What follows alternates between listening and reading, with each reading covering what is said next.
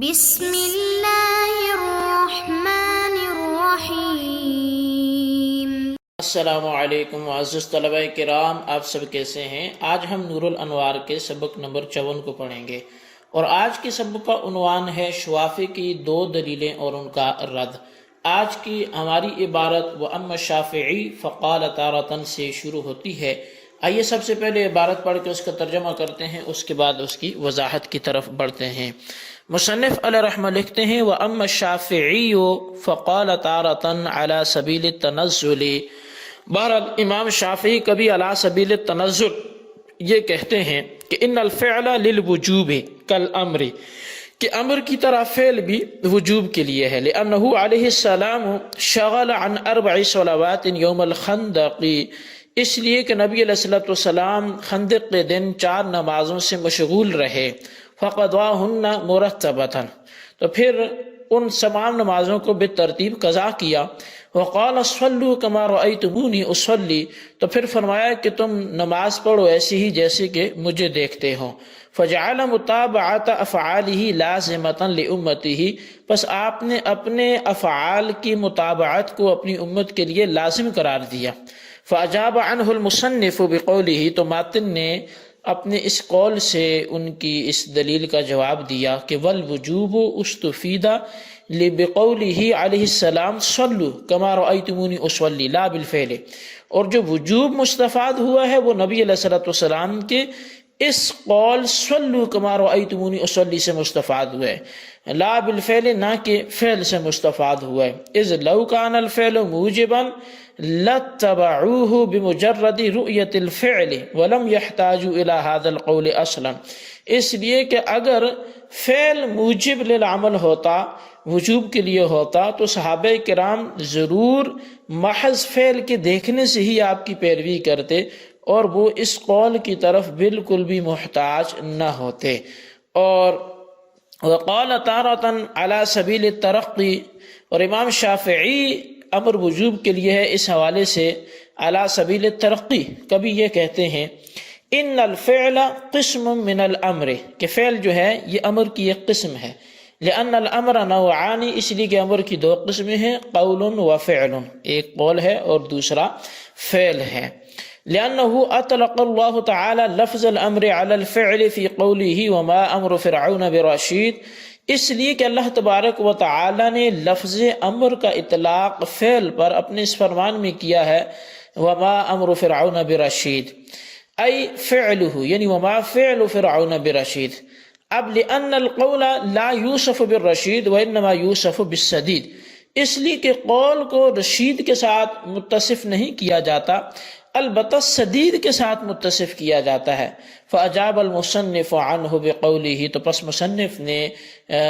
ان کی اس دلیل کا جواب اپنی اس فرمان سے دیا۔ وسمی الفعل به لأنه سببہ، اور فعل کو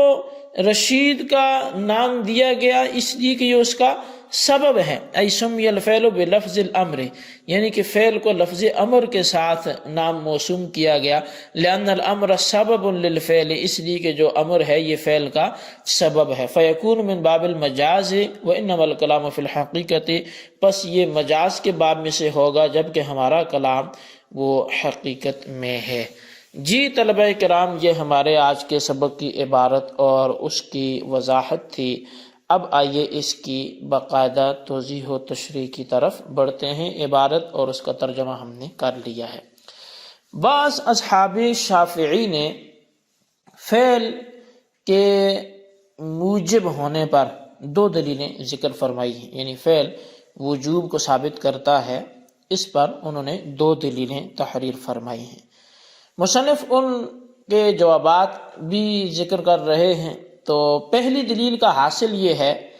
کہ فعل نبی امر تو نہیں، لیکن امر کی طرح مفید وجوب ہے، کہ نبی اکرم صلی اللہ علیہ وسلم جب غزوہ خندق کے موقع پر مشرکین کے ساتھ جنگ اور خندق کھودنے میں مشغول ہونے کی وجہ سے 4 نمازیں ظہر، عصر، مغرب اور عشاء وقت پر ادا نہ کر سکے، تو اس کے بعد آپ نے بالترتیب 4 نمازوں کی قضا فرمائی، اور صحابہ کرام علیہم رضوان سے فرمایا کہ تم لوگ بھی نمازیں اسی طرح قضا کیا کرو جس طرح تم نے مجھے کرتے دیکھا ہے، یعنی قضا نمازوں میں بھی ترتیب ملحوظ رکھا کرو اگر صاحب ترتیب ہو۔ دیکھیے نبی علیہ الصلوۃ والسلام نے اس فرمان سے اپنے افعال کی متابعت کو اپنی امت کے لیے لازم قرار دیا۔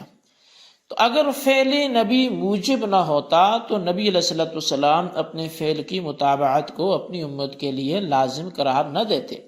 بس آپ کا اپنے فعل کی متابعت کو اپنی امت کے لیے لازم قرار دینا اس بات کی کھلی دلیل ہے کہ آپ کا فعل بھی موجب یعنی وجوب کو ثابت کرنے والا ہے، تو لہٰذا آپ کا قول بھی موجب ہے۔ تو بہرحال یہ فعل کی موجب پر آپ نے بات کی۔ تو مصنف علیہ رحمہ نے ان کی اس دلیل کا جواب جو ہے وہ اس کے جواب میں فرمایا کہ قضا نمازوں میں ترتیب کا وجوب نبی علیہ الصلوۃ والسلام کے فعل سے ثابت نہیں ہوا، بلکہ آپ کا جو قول ہے صلو کما رأیتمونی اصلی، اس صلو جو صیغہ امر ہے اس قول سے وہ ثابت اور مستفاد ہے، کیونکہ اگر فعل نبی موجب ہوتا تو صحابہ کرام محض آپ کا فعل دیکھ کر آپ کا پیروی کر لیتے اور سرے سے اس فرمان کی حاجت ہی نہ ہوتی۔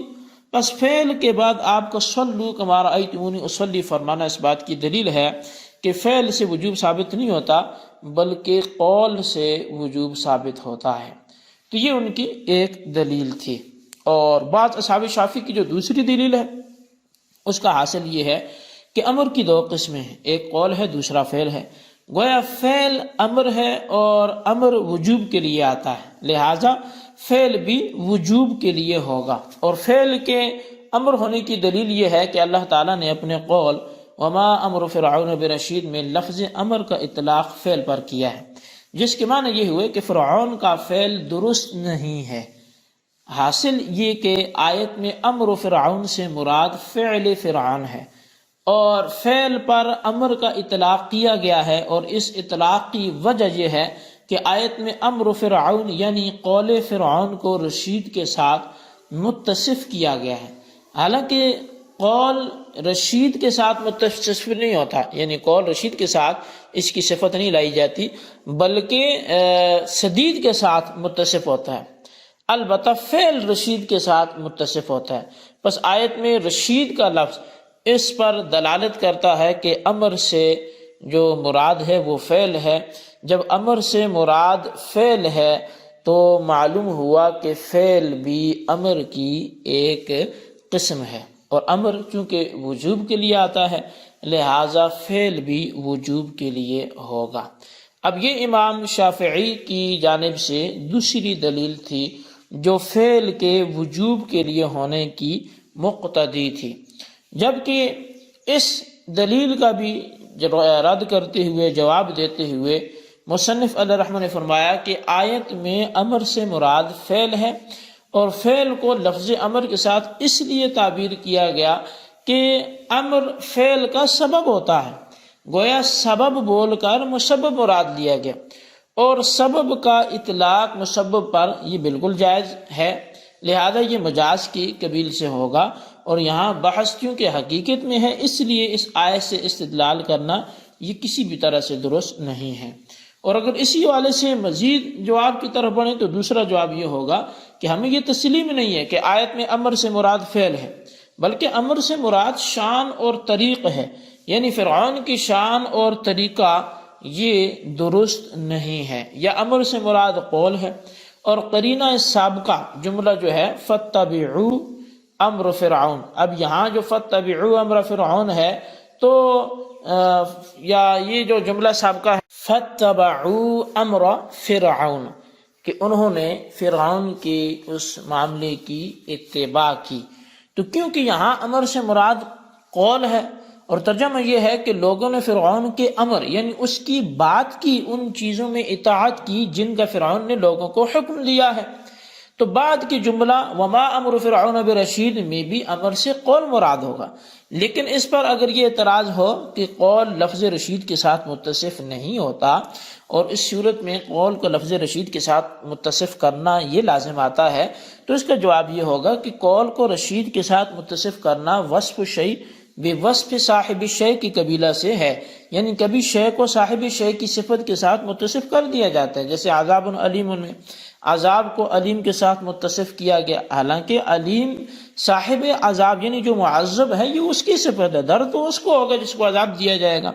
اسی طرح آیت میں رشید کو امر بمانا قول کی صفت بنایا گیا ہے، حالانکہ رشید صاحب قول کی صفت ہوتا ہے۔ بہرحال یہ ہمارے آج کے سبق کے حوالے سے گزارشات تھی، ان کو بار بار ریپیٹ کریں، سنیں اور خلاصتاً اپنے رجسٹر پر نوٹ کریں۔ سوال نمبر 1 یہ ہے کہ آج کے سبق کی چونکہ تمرین کے حوالے سے ہمیں کچھ نہ کچھ سوالات بھی دیے جاتے ہیں، تو سوال یہ ہے کہ امام شافعی کے فعل کے وجوب کے لیے ہونے پر پہلی دلیل معرض تحریر کریں، اور سوال نمبر 2 یہ ہے کہ امام شافعی کے فعل کے وجوب کے لیے ہونے پر دوسری دلیل معرض تحریر کریں۔ اللہ تبارک و تعالیٰ سے دعا ہے جو کچھ ہم نے پڑھا سنا سے یاد رکھنے کی توفیق نصیب فرمائے، آمین بجاہ النبی الامین صلی اللہ علیہ وسلم۔